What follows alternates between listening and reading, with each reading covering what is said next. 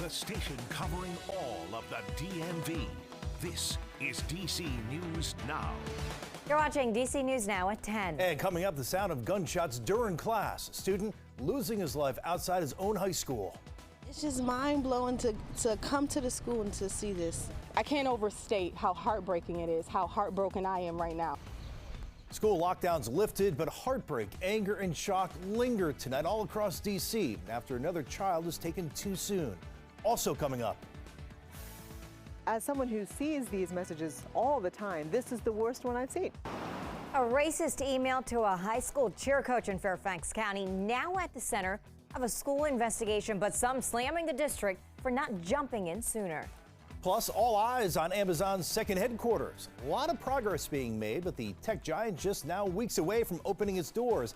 And it's not just the office taking shape. We're live with how the Arlington community will benefit. And weather-wise, it was a beautiful day across the DMV. More wall-to-wall sunshine as we go into your late week, but we are tracking frost concerns. I'll have that forecast coming up. And we begin with breaking news just in tonight. Word of a triple shooting in the district. Good evening, and thank you so much for joining us. I'm Tasmin Mahfouz. Hi, everybody. I'm Chris Flanagan. We have a live look right now at that scene. This is on Hillside Road and 46th Street in Southeast. You see it there. A very active scene right now. Details, though, are very limited. What we do know at this hour, 3 adult men were shot. It happened around 8:30 this evening. We're told all 3 men are breathing. No word yet on a suspect. A public information officer with DC Police is on scene right now. We'll go straight to that news conference once they start speaking.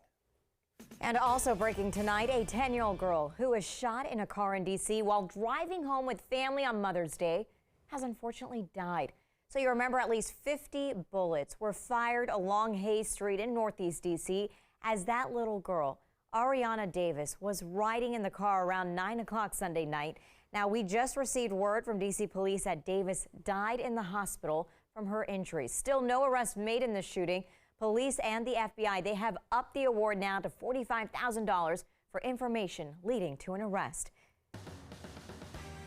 And also developing tonight in D.C., a 17-year-old shot and killed outside his high school in the middle of the school day. Yeah, that shooting happened at Roosevelt High School. That is in D.C.'s Petworth neighborhood. Our Marielle Carbone live in the scene for us. She's been there all day long. And Marielle, parents you spoke with say this is just horrific. Yeah, because this is supposed to be a safe space when you send your kids to school. So it's really been a difficult day for parents, for teachers, and for students. Now, it all happened in this parking lot behind Roosevelt High School, and police officers were out here all afternoon investigating with canine dogs and just really combing the area out here tonight. And everyone just trying to figure out how a 17-year-old student could die on school grounds. I heard 5 gunshots. Pow, pow, pow, pow, pow. But Tamika Smalls never expected that those shots came from the school down the block from her home. You don't expect that at a school. According to police, a 17-year-old student was shot in this parking lot behind Roosevelt High School. It happened during school hours at about 2:24 p.m. when officials believe an altercation happened.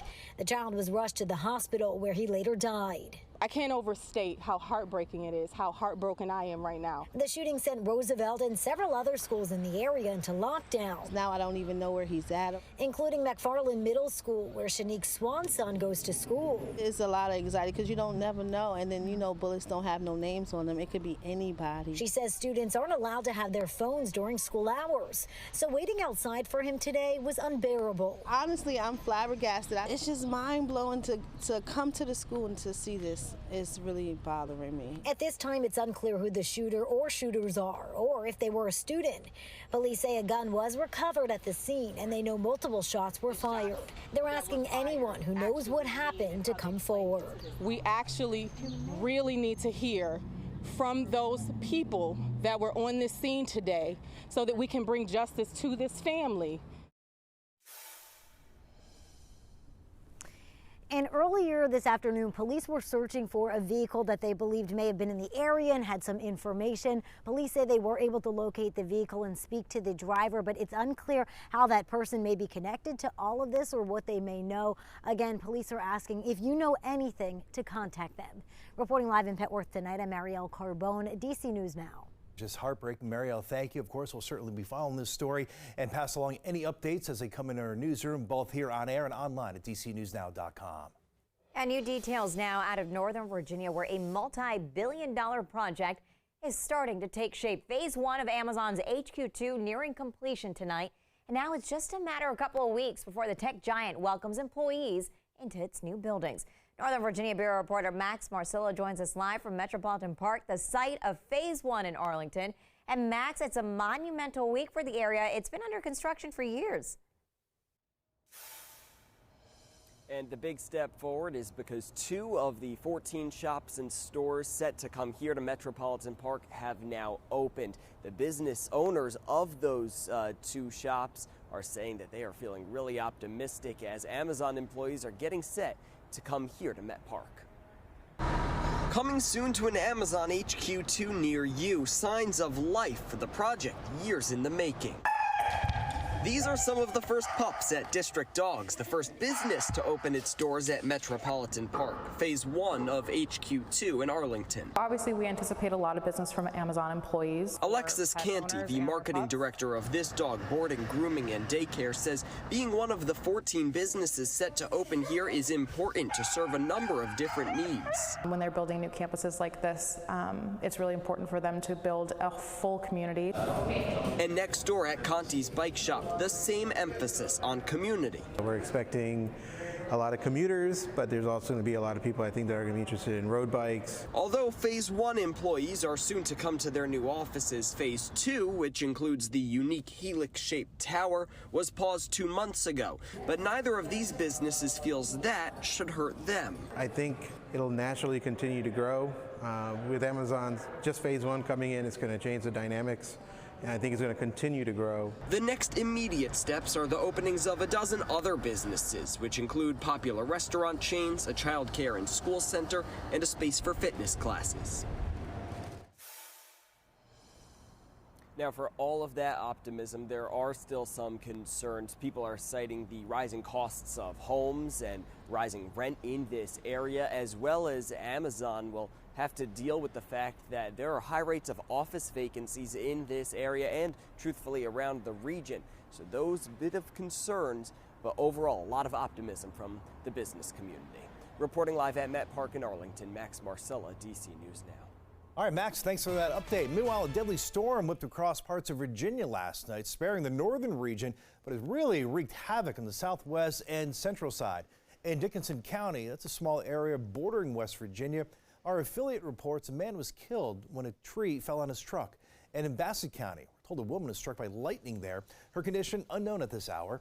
In central Virginia, power was wiped out for thousands of customers at one point. That same area, recall, had massive flooding just a few weeks ago. Yeah, so sad. Yeah, it certainly is. No storms for us tonight, but we're dealing with frost. I can't believe we're talking about this. We got our chief meteorologist, Janessa Webb. Janessa, you've been telling us all week, 20s overnight. Yeah, upper 20s, many spots 30s. That's when you factor in the winds. And so it's going to be a very chilly evening with all this clearing that is taking place. Live look out towards Annapolis right now. Really high pressure is over all of the DMV. And so that's why you're enjoying all this wall-to-wall sunshine. It does come with a cost. And that's what the frost advisory is producing, some very chilly temperatures. If you have sensitive vegetation that is currently outside, it's time to bring it in, and let's bring it in until about Friday afternoon. I don't see cloud coverage taking over the area tomorrow. We're going to have a repeat situation. The National Weather Service, after midnight tonight, has issued this frost advisory west of I-81, and it will expand into about 8 a.m. tomorrow morning. They have not pulled the cord for Thursday evening, but I think this similar situation will unfold, so prepare yourself for that. Temperatures right now at the 10 o'clock hour, 63 degrees. So we're still on the mild side. Temps are going to drop like a rock very quickly overnight, and really around 5 a.m. That's when you'll start to notice the lower 30s in a few spots well to our west. Hey, another good day for your Thursday afternoon high pressure. But for the weekend, it's time to look. We are predicting a few raindrops for your Saturday. We'll take a look at that coming up. All right, all new tonight for many, finding a job has gotten a bit easier since there's such a shortage of workers in so many fields. Yeah, but it still can be hard to find resources to apply for and get those jobs. And that's why Prince George's County deployed a new mobile unit today, taking it to the streets to help job hunters. Our reporter Yamarie Sase joins us live from Largo tonight. Yeah, so Yamarie, this is a really unique idea. Yeah, that's right. It's definitely a unique way to reach the community, especially because for some people, transportation may be an issue to get to the American Job Center here in Largo to get the resources that they need during their job hunt. But that will no longer be a problem. As you can see behind me, this big truck is the brand new mobile unit to provide those resources and training to the people who need them. As people look for ways to get back on their feet or just want a new career, many of them turn to the American Job Center, also known as Employ Prince George's. For 22-year-old Brian Brown, the resources offered make his job search easier. I had to redo my resume, which I never had somebody show me how to do before. It was pretty helpful. It was a good experience. Now that experience could come to your very own neighborhood with the new American Job Search mobile unit. It will have all the resources someone may need, like help connecting people to jobs, resumes, interview training, and education opportunities. I think that's pretty convenient for people that don't have rides, and it will help a lot. I would use it, yeah. Now the truck will be deployed to various areas across Prince George's County, and they will be available for people to rent them out for various events and organizations, and they will be at job fairs as well. You can find all that information on our website, dcnewsnow.com. For now, reporting in Largo, Maryland, I'm Yamarie Sase, DC News Now.